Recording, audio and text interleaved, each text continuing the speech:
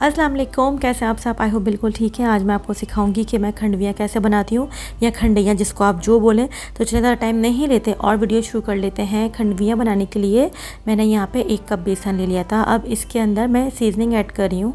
सबसे पहले डाल दिया मैंने इसके अंदर हल्दी पाउडर, साथ ही डाल रहे हैं इसके अंदर पिसी हुई लाल मिर्च का पाउडर। अब मैं इसके अंदर डालूंगी कश्मीरी लाल मिर्च का पाउडर, इससे कलर बहुत अच्छा आता है। हस्बे ज़रूरत इसके अंदर जाएगा नमक, साथ ही डाल देंगे इसके अंदर कसूरी मेथी। इसका टेस्ट बहुत बेहतरीन होता है, तो ये ज़रूर डालिएगा। इसके अंदर डाल देंगे थोड़ी सी अजवाइन, इसको मैंने हाथ से मसल के रखा था, आप भी ऐसे ही डाल दीजिएगा। यहाँ मैंने डाल दिया है इसके अंदर पिसा हुआ लहसुन, साथ ही मैंने जो थी हरी मिर्चें और प्याज को चॉप करके रख लिया था। बहुत बारीक सा, मोटा मोटा सा नहीं रखेंगे, थोड़ा सा बारीक सा रखेंगे। ये भी इसके अंदर डाल देंगे। साथ ही इसके अंदर डालूंगी मैं दही। दही जो है ज़्यादा नहीं डालेंगे, जितना दिखाया बस उतना ही डालेंगे। दही से टेस्ट बहुत अच्छा आता है और खंडवियाँ बहुत मज़े की बनती हैं और सॉफ्ट बनती हैं। ये डालने के बाद मैं इसके अंदर डाल रही हूँ थोड़ा सा ऑयल। ऑयल डालने के बाद मैं क्या करूँगी, मैं लूँगी 1 कप पानी। अभी स्टार्टिंग में जब हम इस बेसन को घोलेंगे तो सिर्फ 1 कप पानी ही डालेंगे। मैंने क्योंकि 1 कप बेसन लिया था, तो मैं यहाँ पर अभी सिर्फ 1 कप पानी का इस्तेमाल करूँगी। इसको पहले अच्छे से फेंट लेंगे, अच्छे से इसका घोल रेडी कर लेंगे, ताकि इसमें किसी किस्म का कोई लम्स ना बने, कोई गुठली ना रह जाए, इस पर खूबसूरत सा कलर आ जाए। तो मैंने डाल दिया इसके अंदर थोड़ा सा फूड कलर। अब मज़ीद मैं इसके अंदर 1 कप पानी और ऐड करूँगी। यहाँ तकरीबन मैंने 2 कप पानी इसके अंदर डाल दिया था। अच्छा, पानी इसलिए डाला है ताकि जब आप इस बेसन को पकाएं तो बेसन का कच्चापन निकल जाए। अगर आप बहुत थोड़ा पानी रखेंगे तो फिर बेसन की एकदम से लई सी बन जाएगी, जो आपसे संभाली नहीं जाएगी। यहाँ पर आप नमक को टेस्ट कर लीजिएगा, अगर कम लगे तो अपने टेस्ट के अकॉर्डिंग बढ़ा लीजिएगा। मैंने क्या किया था, थाली ली थी, उसके ऊपर हल्का सा ऑयल लगा दिया था, ताकि जब ये रेडी हो जाए तो मैं इसके ऊपर इसको जमा लूँ। यहाँ मैंने चूल्हे पे इसको रख दिया है। अब हम बराबर इसको स्टर करते रहेंगे, हाथ नहीं रोकेंगे, क्योंकि यहाँ पे फ्लेम ऑन है। अगर यहाँ हमने इसको पकाते टाइम हाथ रोका तो नीचे क्या होगा, गुठली बननी शुरू हो जाएगी और फिर वो आगे हमसे डिज़ोल्व नहीं होगी। यहाँ देखिए, मैं बराबर इसके अंदर चम्मच चलाती जा रही हूँ। आपको पता कैसे चलेगा, बार बार चम्मच चला रहे होंगे ना तो बेसन नीचे बैठना शुरू हो जाएगा। यहाँ पर देख लें, नीचे आहिस्ता आहिस्ता जो है ना बेसन बैठना स्टार्ट हो गया है। आपको यहाँ पे अपना हाथ नहीं रोकना है, मसल्स पावर यूज़ करनी है और बराबर आपको स्टर करते रहना है। अब जितनी देर आप इसको पका रहे होंगे, इसका टोटल टाइम है 3 से 4 मिनट। इससे ज़्यादा आप इसको कुक नहीं करेंगे। अगर जो आपने इसको ओवर कुक किया तो क्या होगा कि खंडवी बहुत सख्त जमेगी, जो कि हमें नहीं चाहिए। यहाँ देखें कितना अच्छा सा थिक होना स्टार्ट हो गया है। बस यहाँ पर अगर आपको लग रहा है कि गुठलियाँ बन रही हैं, तो जो हमारे पास हैंड विस्क होता है ना, आप वो भी यूज़ कर सकते हैं और तेज़ी से चलाते रहिएगा। उससे क्या होगा, जितनी भी गुठलियाँ बनेंगी ना वो ईज़िली डिज़ोल्व हो जाएंगी। यहाँ पर मैं इसको बराबर चम्मच चला रही हूँ और आप देख लें ये थिक होना स्टार्ट हो गया था। इसका मतलब है अब ये रेडी होने वाला है। तो यहाँ पर आपको बराबर इसको चम्मच चलाते रहना है। जैसे ही ये पैंदा छोड़ देगा, इसका मतलब है ये रेडी है। आपको इस टाइम इसको ओवर कुक नहीं करना है। आपको स्पैचुला की हेल्प से अगर गुठली बन रही है तो फ़ौरन डिज़ोल्व कर देनी है और आपको इतने ही लिक्विड पर इसको उतार लेना है। इससे ज़्यादा अगर आप इसको कुक करेंगे तो क्या होगा, खंडवी बहुत सख्त जमेगी। अब मैं क्या करूँगी, जिस ट्रे को मैंने ग्रीस करके रखा था उसके ऊपर इसको फ़ौरन डाल दूँगी। यहाँ देख लें कितना लिक्विड सा है। बाज़ लोग क्या करते हैं कि उसको इतना ओवर कुक कर देते हैं कि वो बिल्कुल डो के शेप में आ जाता है। उससे अच्छी जो है खंडवी की कतली बन तो जाती है, लेकिन वो बहुत ही फिर कोई सख्त बनती है, वो बिल्कुल भी मज़े की नहीं लगती और मुँह में जाके घुलती भी नहीं है।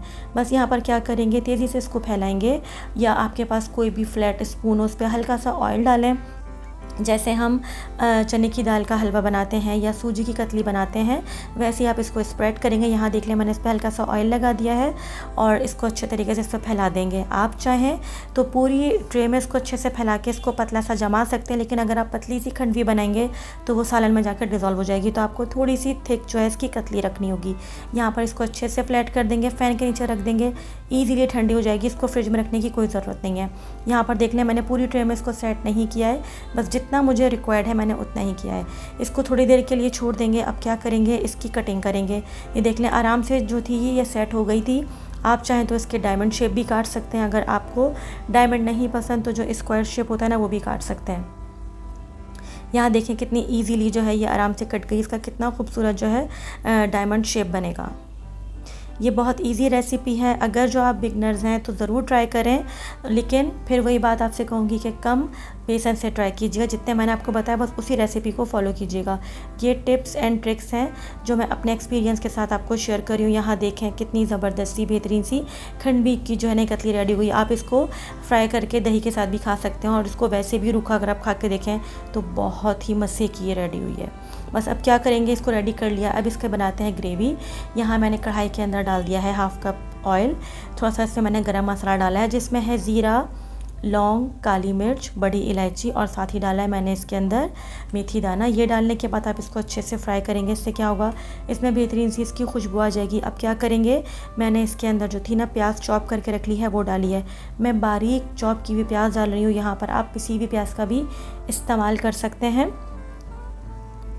इसको अच्छे से जो है आपको भूनना है। अच्छा, मैं इसको बिल्कुल डार्क ब्राउन नहीं करूँगी, इसको इतनी देर तक कुक करूँगी कि प्याज का जो है ना कच्चापन निकल जाए। यहाँ पे प्याज को फ्राई करते टाइम तकरीबन 4 से 5 मिनट हो गए थे। मैंने इसके अंदर डाल दिया है लहसुन का पेस्ट। इसको अच्छी तरीके से फ्राई करने के बाद मैं इसके अंदर आगे चल के सीजनिंग ऐड करूँगी। अगर आपको चॉप की हुई प्याज नहीं पसंद तो फिर आप इसकी जगह किसी भी प्याज का भी आराम से इस्तेमाल कर सकते हैं। अब मैंने डाल दिया इसके अंदर हल्दी पाउडर, साथ ही डाल देंगे इसके अंदर धनिया पाउडर। अपने टेस्ट के अकॉर्डिंग ऐड करेंगे इसके अंदर पिसी हुई लाल मिर्च और अपने ही टेस्ट के अकॉर्डिंग ऐड करेंगे इसके अंदर नमक। ये डालने के बाद आप इसको अच्छे से भूनेंगे।